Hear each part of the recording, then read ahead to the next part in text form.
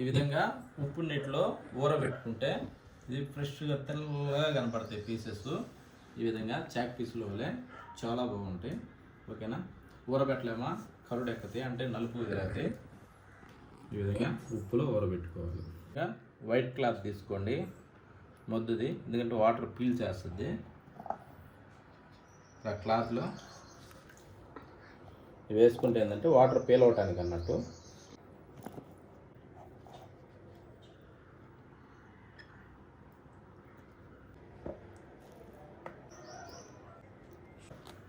ఇప్పుడు ఏంటంటే వీటిని ఈ విధంగా నాలుగు వైపులా తీసుకునేసి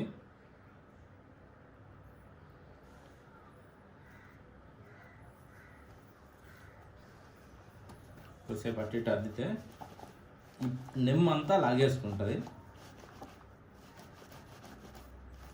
ఈ క్లాత్కి అందులో ఉండే వాటర్ అంతా పీల్చుకుంటుంది క్లాత్.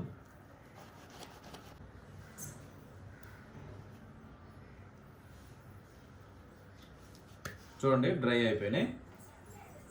చూడండి ఎంత బాగా డ్రై అయిపోయినాయో. ఓకేనా, ఇప్పుడు వీటిని ఓ ప్లేట్లో తీసుకుందాం.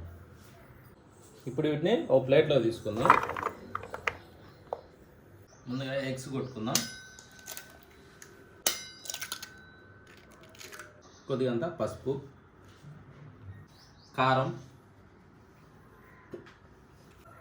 ధనియాల పొడి, కొద్దిగంత బ్లాక్ పెప్పర్, మిరియాలని మిక్సీ గ్రైండింగ్ చేసుకున్నది ఈ జాలి పెట్టుకోవాలి.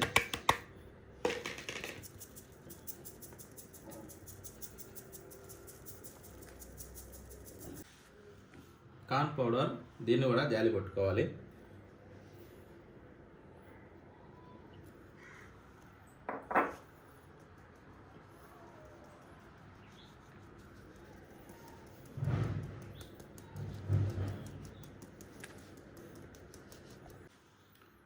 ఒక స్పూను అంటే మనం సరిపోయే మనం ఉప్పు వేసుకోవాలి. ఇప్పుడు బాగా కలుపుకోవాలి.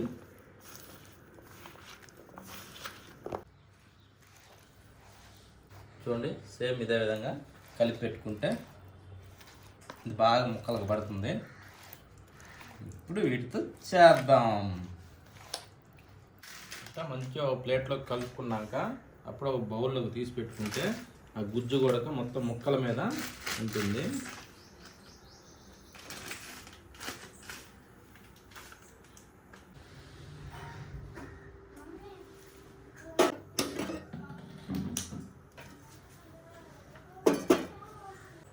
మంచి నూనె పోసుకుందాం.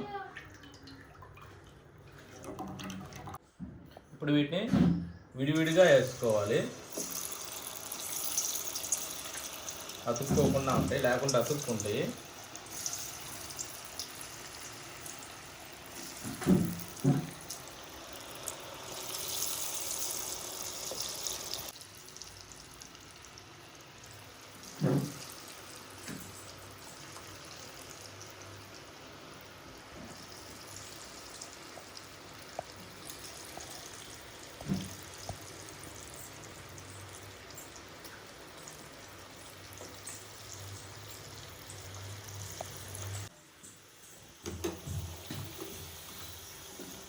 ఈ గోల్డ్ ఫ్లేమ్లోకి వచ్చే వరకు మంచిగా వేపుకోవాలి.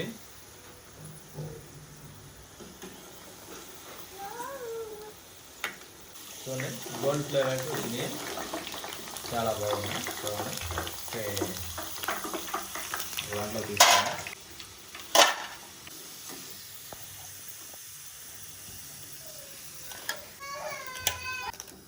కొద్దిగంత కారం,